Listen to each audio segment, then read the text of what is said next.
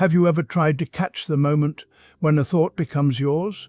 Not the thought itself, but the instant when you claim it, when it shifts from something appearing in awareness to something you believe you are thinking. It is a strange thing to notice.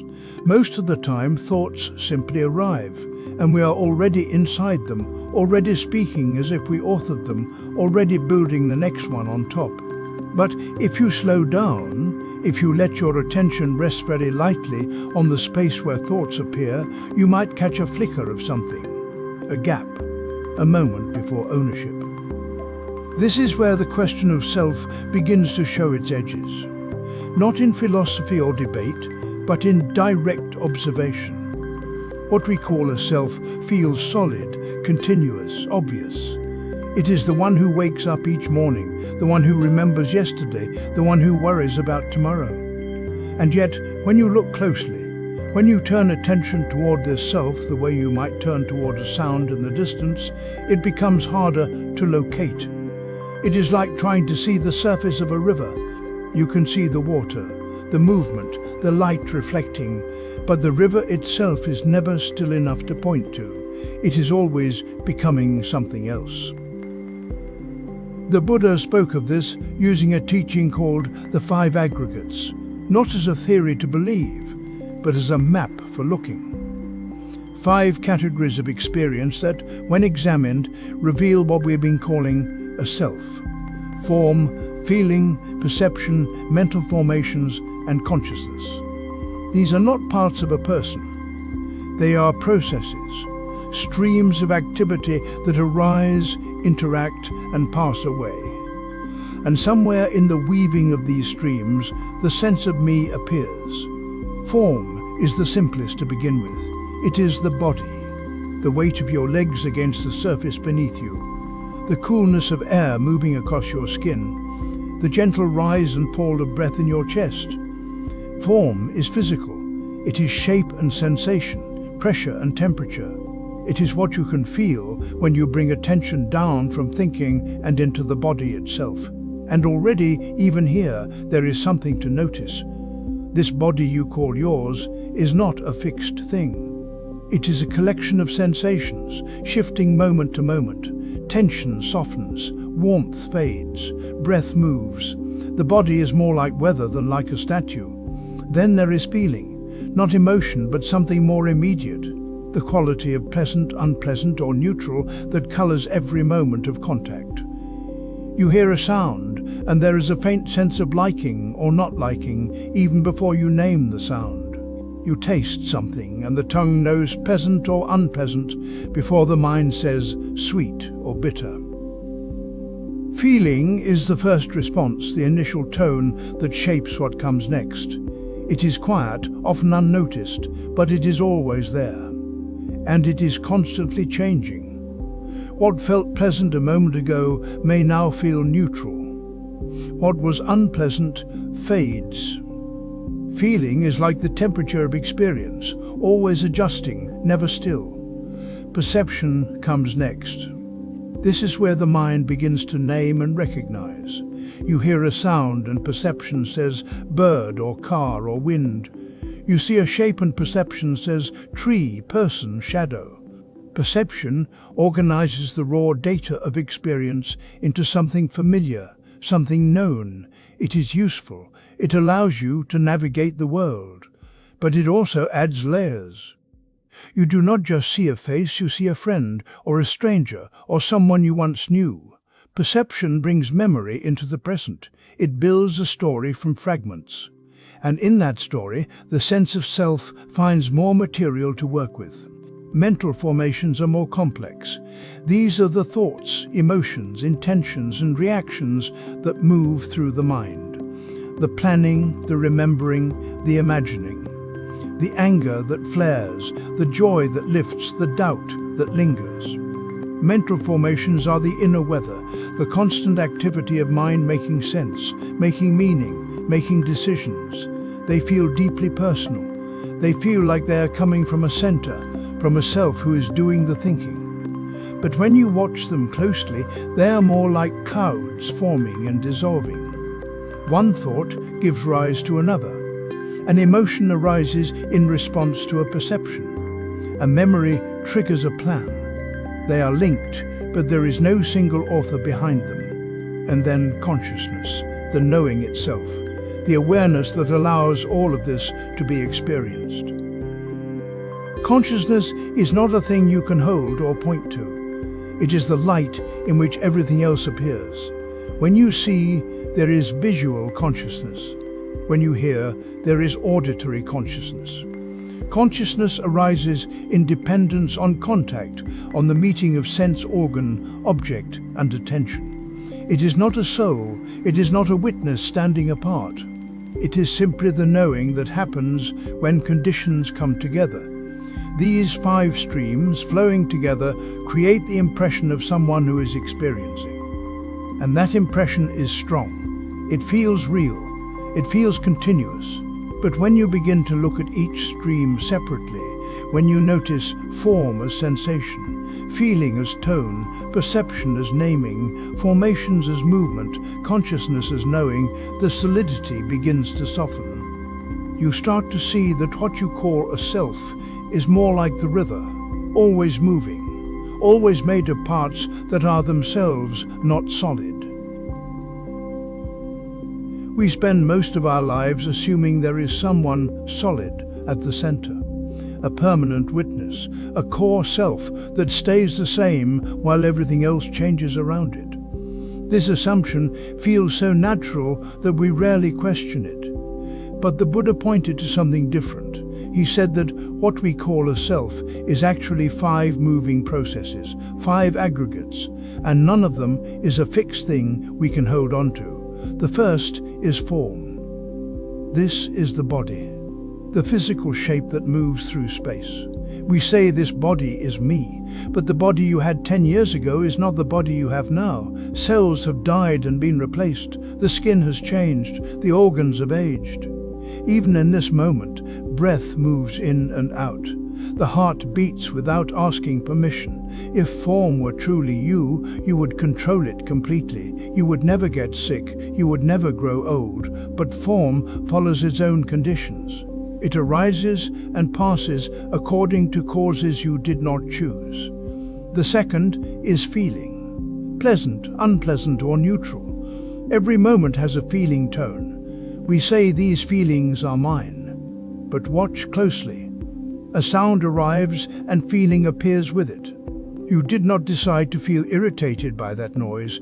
You did not summon the warmth that comes with a kind word. Feeling arises on its own when conditions meet. Like water flowing in a river, the river seems constant. It has a name. It has banks that hold its shape. But the water touching the stones right now is not the water that was there a moment ago. New water arrives. Old water moves on. Feeling is like this. It comes and goes. It is not a possession you carry. The third is perception. This is recognition, the mind's way of naming and organizing what appears. This is a tree. That is a voice. This is danger. That is comfort. We think perception shows us reality as it is. But perception is shaped by memory and habit.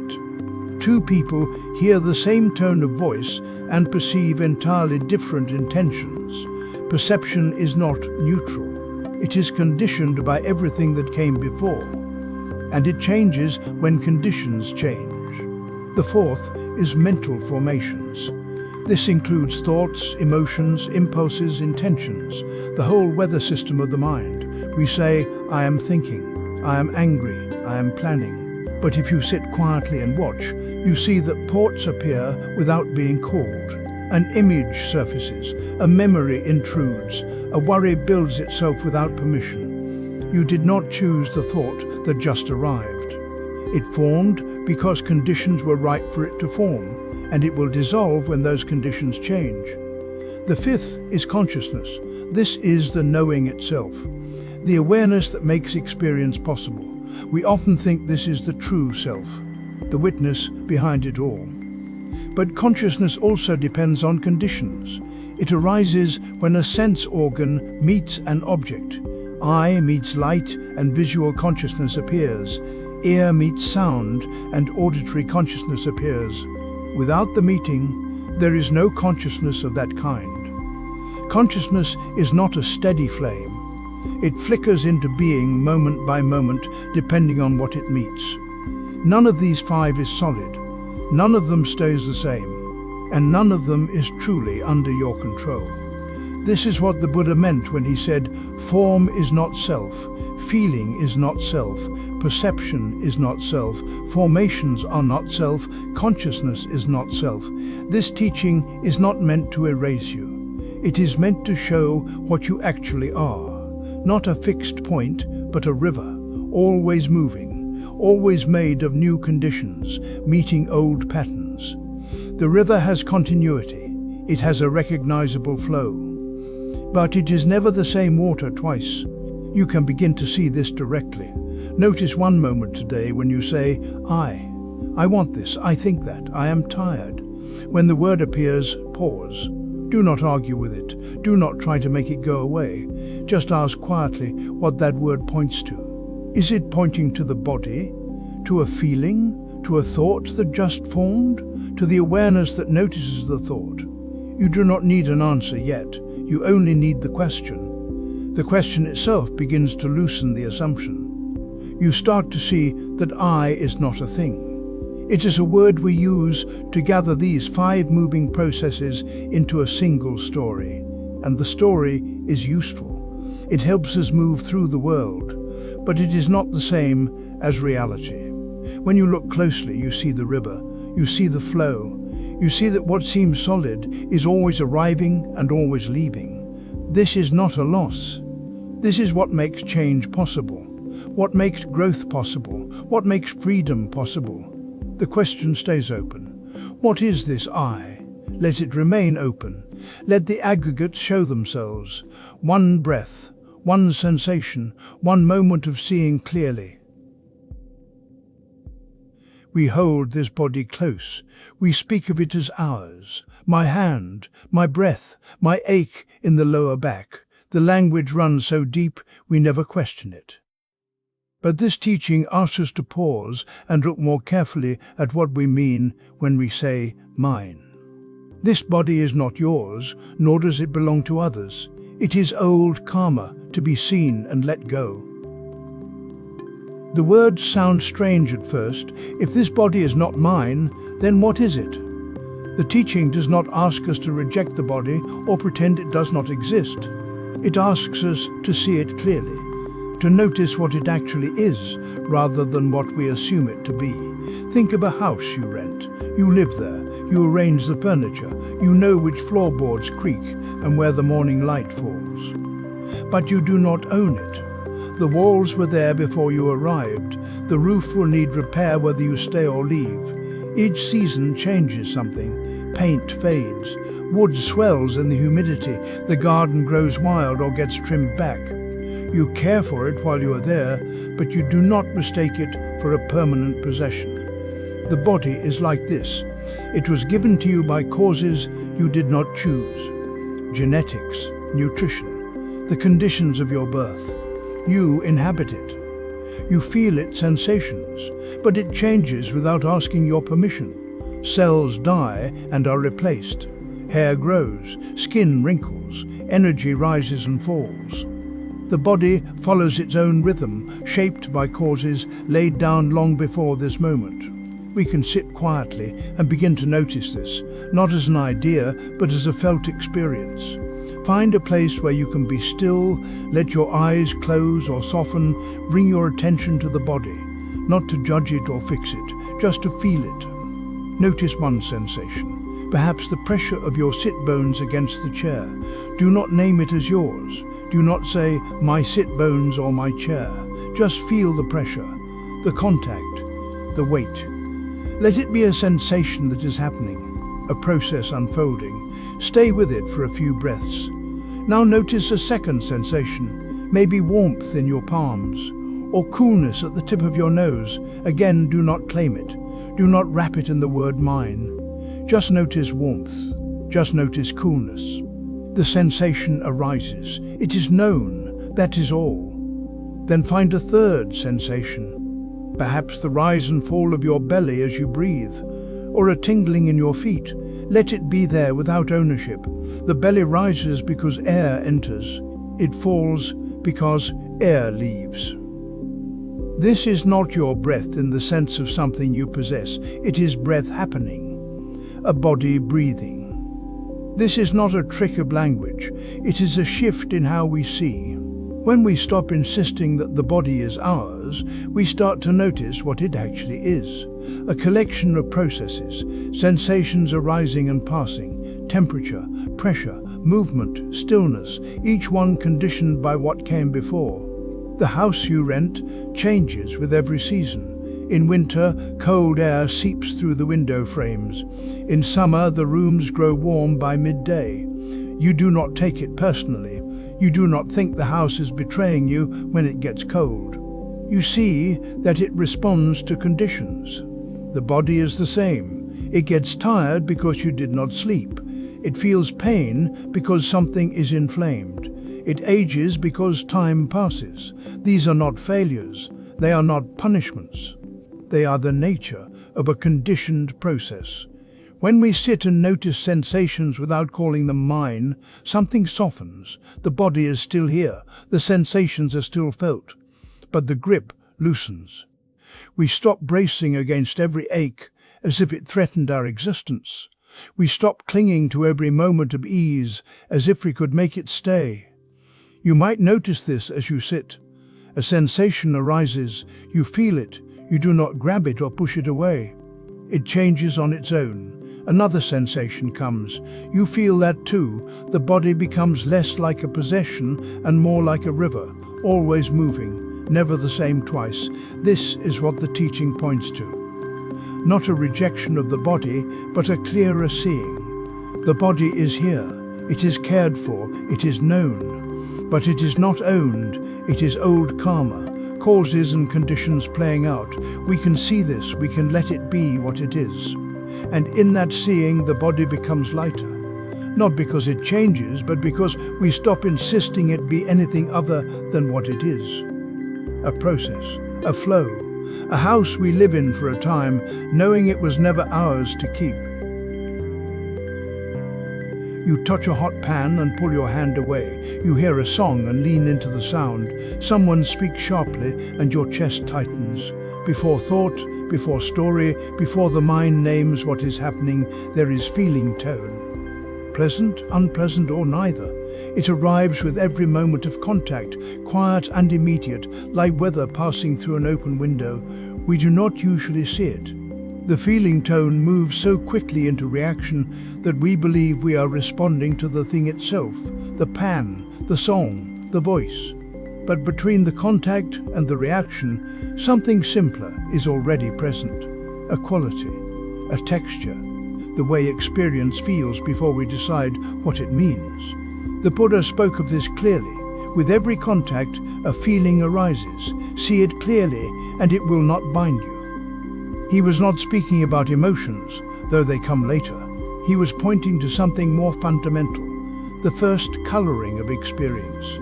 The initial sense of pull or push or flatness that shapes what happens next. This feeling tone is one of the 5 aggregates, the building blocks we mistake for a solid self.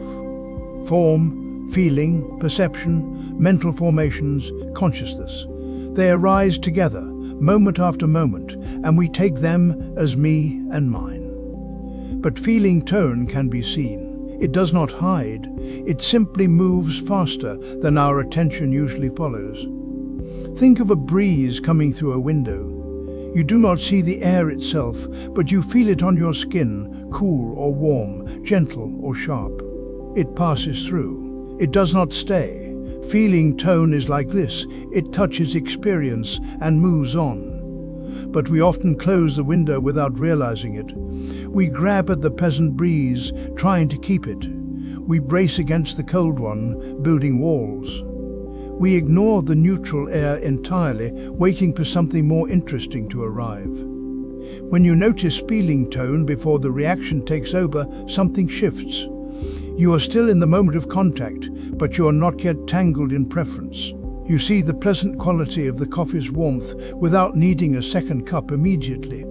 You feel the unpleasant scrape of a sound without hardening against it. You sense the neutral tone of the floor under your feet without dismissing it as unimportant. This is not about controlling the feeling. It will be what it is. Pleasant things feel pleasant. Unpleasant things feel unpleasant. The practice is only to see the tone clearly as a layer of experience before the mind builds a story or a strategy around it. Just this much creates space. You might try this with one experience today. Not all of them, just one. When you pick up your phone, notice the feeling tone. When you sit down after standing, notice it. When someone says your name, notice it. You are not analyzing, you are not fixing. You are simply catching the first breeze as it comes through the window, pleasant, unpleasant, or neutral, and naming it silently before anything else happens. What you will find is that the feeling tone is distinct. It is not the object, it is not the story, it is not even the emotion that may follow. It is earlier and quieter, a tilt in experience, a leaning toward or away or neither. And because it is distinct, it does not have to command you. The binding happens when we do not see this layer. The pleasant tone pulls and we chase. The unpleasant tone pushes and we resist. The neutral tone arrives and we drift into distraction, looking for something more compelling. All of this happens so fast it feels like one movement, but it is not. There is contact, there is feeling tone, then there is reaction. The space between the second and third is where awareness can enter. You are not trying to stop reactions. They will come. But when you see feeling tone as it is, just weather moving through, you are no longer driven by it in the same way. You can feel the pleasant without grasping. You can feel the unpleasant without closing. You can feel the neutral without needing it to be otherwise. This is a quiet practice. It does not announce itself. But over time, you begin to recognize feeling tone as a visitor, not a command. It comes with every contact, colors the moment, and passes. When you see it clearly, it does not bind you. The window stays open. The weather moves through. There is a familiar moment that happens when you're searching for your phone. You reach into your pocket and feel nothing. A small wave of panic arrives. You scan the room. You retrace your steps. And then someone says, "It's in your hand." We do this with the mind too. We spend so much time looking at the map that we forget we're standing on actual ground. The map is useful. It tells us where the river is, where the path climbs, where the town sits in the valley. But the map is not wet. The map does not slope upward under your feet. The map does not smell like bread or sound like voices in the square. We know this when we think about it directly, and yet we live most of our lives consulting the map, believing we are experiencing the territory. This is what the old Zen teachers meant when they said the finger pointing at the moon is not the moon. The pointing is necessary. Without it, we might never look up. But if we stare only at the finger, we miss the light entirely. What we call a self is built this way. It is made of labels, memories, preferences, and stories. These are not false. They are just not the thing itself. When you say, "I am anxious," there is a tightness in the chest, a quickening of breath, a scatter of thoughts. These are direct experiences. But the word anxious is the map. It organizes the sensations into something recognizable. It lets you speak about it, plan around it, maybe even soothe it. But the word is not the tightness. The word is not the breath. The Buddha spoke of 5 aggregates: form, feeling, perception, mental formations, and consciousness. These are the elements we bundle together and call me. Form is the body, the physical sensations. Feeling is the tone of experience, pleasant, unpleasant, or neutral. Perception is the act of recognizing and naming. Mental formations are the thoughts, intentions, and reactions that arise. Consciousness is the knowing itself, the awareness that receives it all. None of these, on their own, are a self. They arise, they change, they pass. But we treat them as a solid thing. We look at the map and believe it is the only reality. You can test this gently. Sit with a cup of tea in your hands. Before you think the word warm, there is a sensation. Before you think ceramic, there is a texture. Before you think tea, there is a scent, a color, a weight. The labels come so quickly that they seem to arrive with the experience, but they don't. There is a gap. This gap is not a problem to solve. It is not a sign that language is broken or that naming is wrong. The gap is simply where raw experience lives before we wrap it in meaning. And when you notice the gap, even once, something loosens. You begin to see that the story about the experience is not the same as the experience. The thought, "I am tired," is not the same as the heaviness in the limbs, the slowness of thought, the pull toward rest. The thought is the map. The heaviness is the territory. Both exist. But only one is direct. This is not about rejecting thought. You cannot live without maps. You need to know that the stove is hot, that the meeting is at noon, that this person's name is Sarah. The teachings are not asking you to abandon language or live in some pre-verbal fog.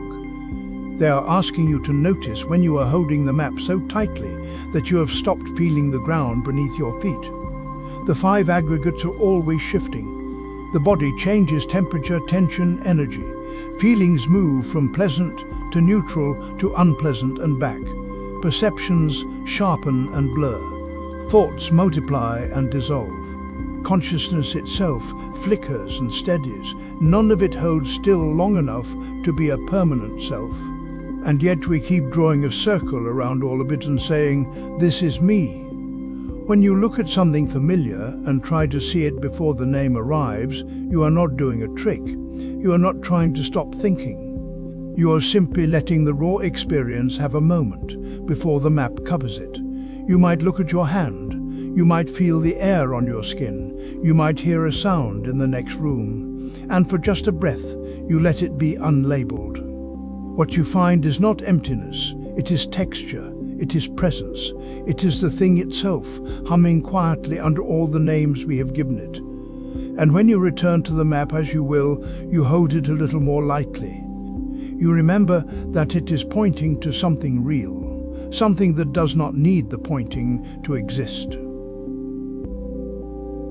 You wake and reach for your phone. You snap at someone in traffic. You avoid a difficult conversation. These moments feel like they just happen, as though the world presses in and you respond. But beneath each one, something is already moving. A current you didn't notice was there. The ocean's surface shows you waves and light. What you don't see are the currents below, the deep movements that carry everything along. A piece of driftwood doesn't choose its path, it rides what's underneath. And so do we, most of the time, not because we're helpless, but because we haven't yet learned to feel what's pulling. The Buddha spoke of 5 aggregates that make up what we call a self. Form, feeling, perception, mental formations, and consciousness. These aren't parts of a person the way a hand is part of a body. They're processes. They arise, they pass. And one of them, mental formations, is where the hidden work happens. This is where habits live, where intentions form before you know you've intended anything, where reactions are already underway before the thought arrives to explain them. You might think of yourself as someone who makes choices, and in a way you do. But watch closely and you'll see that many of those choices were shaped long before the moment of deciding. A preference formed in childhood, a fear learned from one bad experience, a craving that's been fed so often it now arrives on its own, like hunger at noon. These are formations. They condition what comes next, and they run deep like those ocean currents, steady and strong and mostly unseen. The teaching says that all phenomena arise from causes and conditions. Nothing stands alone. This isn't philosophy. It's something you can observe directly. That irritation you felt this morning didn't come from nowhere. It had causes. Maybe you slept poorly. Maybe someone's tone reminded you of something old. Maybe there's a wanting underneath, a wish for things to be different than they are, and that wish has been there so long you don't even notice it anymore. It just feels like the way things are. Craving is one of those currents. Not the loud kind, not always. Sometimes it's quiet, a leaning toward, a subtle no beneath a polite yes. The wanting doesn't announce itself. It shapes the moment from underneath, the way a current moves water without breaking the surface. You think you're deciding freely, but the pull is already there. So the practice is simple, though not always easy. Notice one habitual reaction today. Just one. Not to judge it, not to fix it, just to see it. You might catch yourself reaching for your phone when you feel bored. You might notice the tightness in your chest when someone criticizes you. You might see yourself saying yes when you mean no, or no when you mean maybe. Whatever it is, let yourself feel it fully. And then, gently, look underneath. What's the wanting there? What's being pushed away? If you reach for the phone, is there a craving for stimulation, for escape from a feeling you don't want to sit with? If you tighten at criticism, is there a need to be seen a certain way, a fear of being small or wrong? If you say yes when you mean no, what are you trying to avoid? Conflict, disappointment, the discomfort of setting a boundary. You don't need to analyze this like a scientist. You're not looking for the root cause of everything, you're just noticing. This reaction, this moment, this current moving beneath the surface. And when you see it, something shifts. Not because you solved anything, but because seeing changes the relationship. The current is still there, the habit still runs. But now you're awake to it. You're not just driftwood anymore. This is what it means to work with formations. You see how one thing leads to another, how a thought arises because of a feeling, how a feeling arises because of a perception, how perception is shaped by past experience, by conditioning, by the thousand small moments that taught you what to want and what to fear. And none of it is solid, none of it is you exactly. It's process, it's movement. It's the way causes and conditions weave together to create this moment. You might see the wanting clearly just once today. That's enough. You might see the pushing away, the subtle no that's been running your choices without permission. That's enough too. The point isn't to stop the current.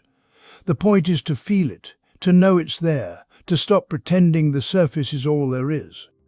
When you see one formation clearly, without trying to fix it, something opens, not dramatically, quietly. You're still in the water, the currents still move. But now you know what's carrying you, and that knowing, small as it is the beginning of freedom. We tend to believe that consciousness is the one who watches, the stable witness, the part of us that remains while thoughts and feelings pass through. But if you sit very still and pay close attention, something else reveals itself. Consciousness does not watch from a distance. It arises with what it knows. When a sound occurs, hearing consciousness appears. When the sound fades, that consciousness fades too. A new thought arrives, and thinking consciousness is born. The thought dissolves, and so does the knowing of it. What we call awareness is not a single stream. It is more like a flame that appears continuous, but is actually rekindling moment by moment, each flicker dependent on fuel, oxygen, and heat meeting in that instant. This is not philosophy. It is something you can observe directly. Right now, if you notice the sensation of your hands, consciousness of touch is present. If your attention shifts to a sound in the room, consciousness of hearing replaces it. The knowing of your hands did not move to the sound. It ceased. A new knowing arose. We stitch these moments together and call it me, the one who is aware. But the stitching is memory. The continuity is assumption. The early teachings say it plainly. Consciousness arises dependent on conditions. When conditions cease, it ceases. Eye and form give rise to eye consciousness. Ear and sound give rise to ear consciousness. Mind and thought give rise to mind consciousness. No contact, no arising. No arising, no knower. This is not meant to frighten, it is meant to release. Because if consciousness is not a solid thing, if it flickers into being only when conditions meet, then what we have been defending all this time is not as real as we thought. The self we protect, the observer we trust to remain, these are made of the same conditional arising. A flame needs wood and air. Remove either one, and the flame does not hide or sleep. It simply is not. You can sit with this. Not to believe it, but to see it. Find a moment of quiet and let your attention rest without effort. Do not look for consciousness. Let it show itself. A sensation in the chest, knowing appears. The sensation fades, knowing fades. A thought about the day, knowing returns, shaped now by thinking. The thought passes, knowing passes. You are not trying to make this happen, you are only noticing what is already occurring. The flame metaphor is useful here, not because it explains everything, but because it points to the texture of experience. A candle flame looks like one continuous event, but it is fuel meeting oxygen, combusting, releasing light, and vanishing, then fuel meeting oxygen again. The appearance of continuity comes from speed and proximity. Consciousness works this way. Contact arises so quickly, knowing arises so immediately, that we assume a constant presence. But if you slow down your attention, the gaps become visible. The coming and going becomes clear. This is not about dissecting experience into pieces or thinking your way into insight. It is about resting in the simplest possible awareness and letting the nature of knowing reveal itself. You do not need to do anything with what you notice. You do not need to conclude or fix or understand. Just see that awareness is not standing apart from what it knows. It is born with it. It dies with it. When you notice a sound, stay with the knowing of that sound until it fades. Do not follow the next thing immediately. Let there be a gap. In that gap, notice whether consciousness remains or whether it too has gone. Then let the next moment of contact arrive. A sensation, a thought, a flicker of light through the eyelids. Each one brings its own knowing. Each one takes that knowing with it when it leaves. This is not emptiness in the sense of absence. It is conditionality. Everything that arises does so because something else has made space for it. And everything that arises will cease when those conditions change. Consciousness is no exception. It is not the ground. It is one more event in a process that has no owner. You might feel resistance to this. That is natural. The idea of a stable self, a reliable witness, gives us comfort. But the comfort comes at a cost. We spend our lives trying to protect something that is already dissolving and reforming, breath by breath, moment by moment. The teaching does not ask you to abandon the sense of self. It asks you to see what it is made of. So you sit, you notice. You let consciousness show you its nature. Not once, but again and again. The flame rekindles. The knowing arises. And in the space between one moment and the next, you rest in the coming and going of knowing itself. You are walking through your day and at some point you think, I am tired, or I am anxious, or I am not enough. The words feel solid. They land with weight. But if you pause and look more closely, you might notice something strange. What you are calling I is not one thing. It is more like a flock of birds moving across the sky, shifting shape moment by moment, and you have been calling that shifting shape by a single name. The Buddha spoke about this clearly. He said that what we call a self is actually 5 processes happening together. He called them aggregates: form, feeling, perception, mental formations, and consciousness. These 5 are always moving, always changing, and we gather them up and say, "This is me." But it is more like pointing at a chariot and forgetting that a chariot is just wheels, axle, frame, and reins assembled. When you take it apart, where is the chariot? It was only ever a word for the parts. Form is the body, the sensations of weight and temperature and tension. Feeling is the tone of experience, pleasant or unpleasant or neutral. Perception recognizes and names what arises. Mental formations are the thoughts, impulses, and reactions that move through awareness. Consciousness is the knowing itself, the light by which all of this appears. These 5 are not you. They are conditions that come together, and you have been standing in the middle of them, calling them a single permanent thing. When you feel solid and separate today, you can begin to look at which aggregate is most active right now. This is not analysis. It is more like noticing which bird in the flock is catching the light. If there is tightness in the chest, that is form. If there is a sinking feeling, that is the aggregate of feeling. If you are replaying a conversation and assigning meaning to someone's words, that is perception and mental formations working together. If you simply know that you are aware, that is consciousness. None of these is the self. They are events. You might sit quietly and let your attention rest on the breath. After a few moments, a thought arrives. I should be calmer by now. Notice that. The thought is a mental formation. The slight irritation that comes with it is feeling. The idea that there is someone who should be different is perception labeling experience and building a story. The body might tighten. That is form. And all of it is known. That is consciousness. 5 processes, not one thing. The flock of birds does not have a center.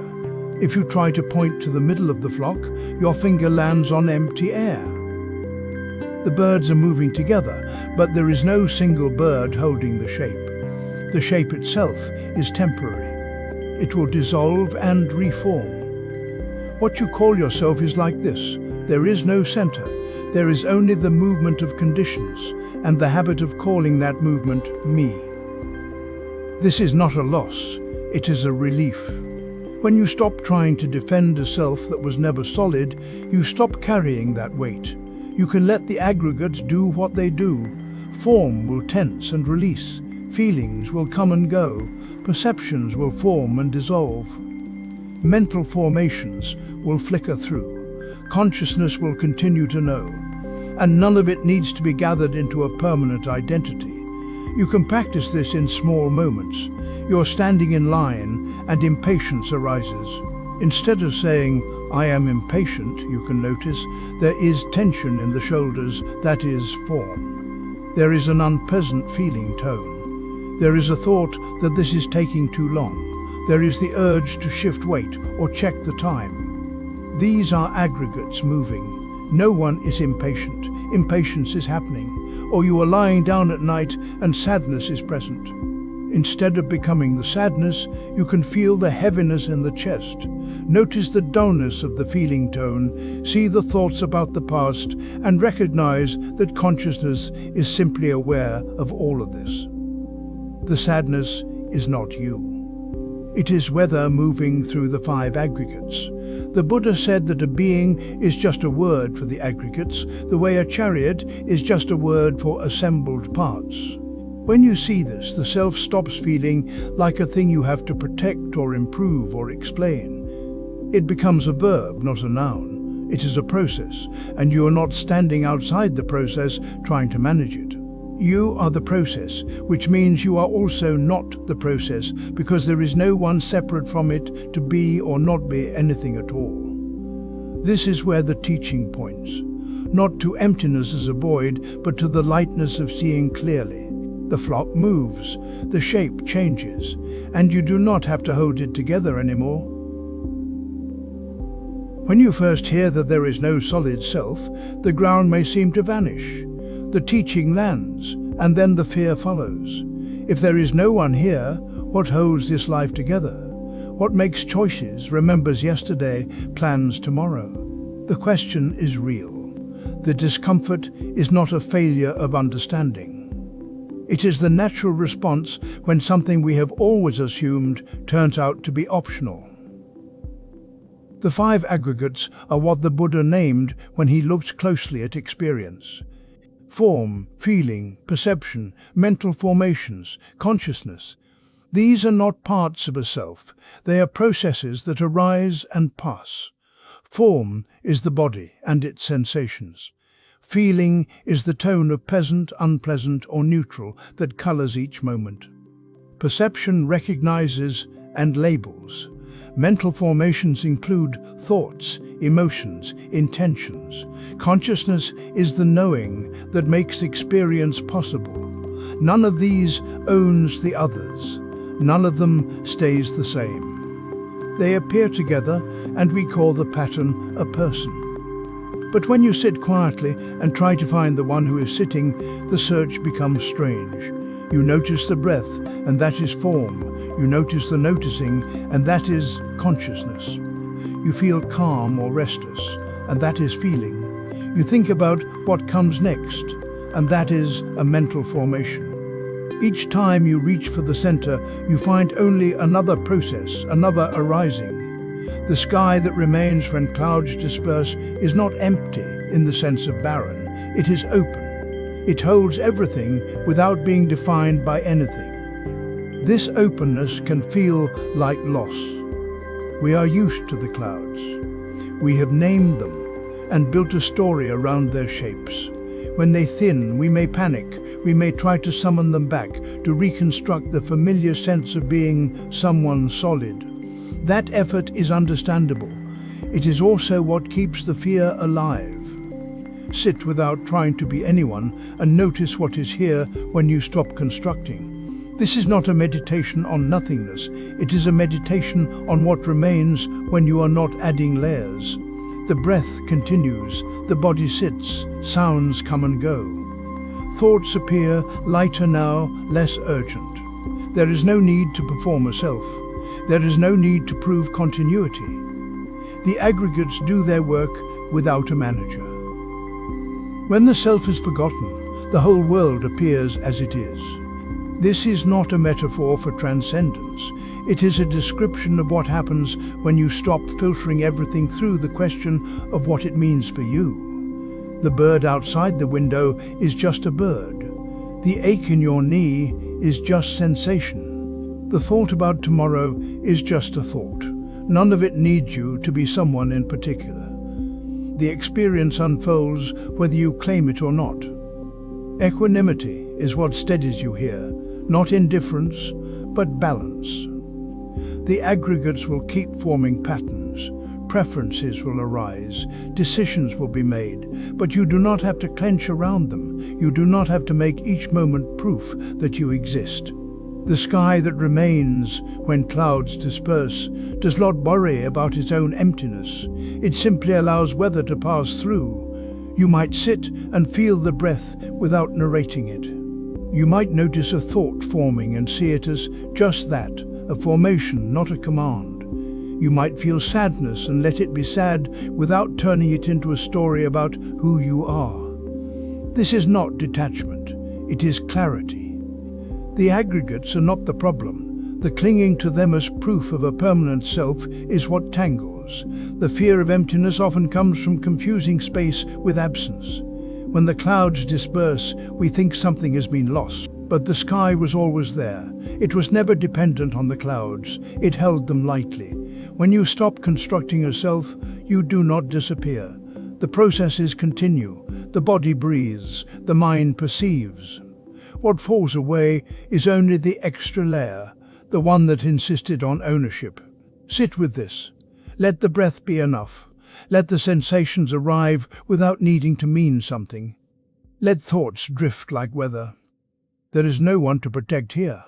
There is no emptiness to fear. Just this moment, appearing as it does, held in the spacious knowing that does not require a name. We have been sitting with the aggregates for some time now. Form, feeling, perception, mental formations, consciousness. 5 streams of experience that we have been taught to call a self. And now we can see them more clearly. Not as solid things, but as movements, risings and passings, conditions meeting and separating. When you first hear that there is no unchanging self, it can feel like loss, like something is being taken away. But what we have been doing here is not subtraction. It is looking closely, and what appears when we look closely is not emptiness in the sense of void or absence. It is openness, a kind of breathing room that was always there. The aggregates keep flowing. Breath moves through the body. Sensations appear at the surface of the skin. A thought about tomorrow rises and fades, a feeling of warmth or tightness or ease. None of it stops. None of it was ever supposed to stop. The teaching is not that you disappear. The teaching is that you were never the fixed thing you imagined. You are this process, this aware, responsive, changing process. And there is tenderness in that. Because if everything is impermanent, then everything is also intimate. The ache in your shoulder is impermanent. The worry about whether you are doing this right is impermanent. The sound of rain, the memory of a voice, the taste of tea, all of it arises, meets awareness, and releases. Nothing has to be held forever. Nothing can be. This is not a philosophy to master. It is a way of meeting what is here. When you notice tightness in the chest, you can feel it as form and feeling, as aggregates doing what aggregates do. When a thought loops and pulls you into story, you can recognize it as a mental formation, as one more condition passing through. You do not have to make it mean something permanent about who you are. You can let it move. The practice is returning, again and again, not because you failed, but because returning is the practice. You will forget. You will get caught in the story of self, in the belief that this feeling or this thought is the whole truth. And then you will remember, you will notice, you will come back to breath, to body, to the simple fact of experience unfolding. This is not failure. This is the path. And the path does not end. There is no final arrival where the aggregates stop shifting or where you understand everything once and for all. But there is deepening. There is the quiet confidence that comes from seeing clearly, over and over, that what you are is not a problem to be solved. You are conditions meeting. You are awareness noticing. You are kindness toward what arises, so you can rest here. Not in the sense of stopping, but in the sense of trusting the process. Trusting that you do not have to hold yourself together. The aggregates will keep doing what they do. Breath will keep breathing. Sensations will keep arriving. And you can meet them with a little more space, a little more ease. If you find this way of seeing helpful, you can return to it. There are other teachings that move through this same territory from different angles. Other ways of sitting with impermanence, with the nature of mind, with what it means to live without clinging. You are welcome to continue. But there is no urgency. The teaching will be here. Your own experience will be here. For now, you can simply let this settle. Let the words fade. Let the ideas become less important than the feeling of sitting, breathing, being aware. Nothing needs to be grasped. Nothing needs to be perfectly understood. You have been listening. You have been noticing. That is enough. The aggregates will keep flowing, and you will keep meeting them. With breath, with attention, with the quiet willingness to see what is actually here. This is the practice. This is the path. And it is always available in this moment, and this one, and this one.